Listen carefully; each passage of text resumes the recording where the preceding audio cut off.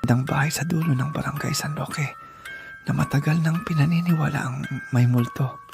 Sabi ng mga matatanda, tuwing alas 12 ng gabi, may isang babaeng nakaputi na laging nakatayo sa bintana ng ikalawang palapag, nakatitig lamang sa kalsada.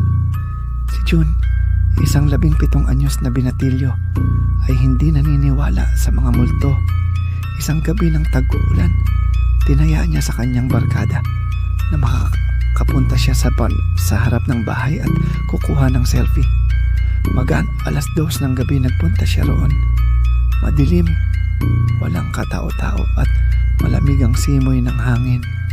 Kinuha niya ang cellphone at tinutok sa sarili habang nasa tapat ng bahay. Pagkatapos niyang kunan ang larawan, agad siyang umalis. Nang tingnan niya ito sa cellphone, nanlamig ang kanyang katawan.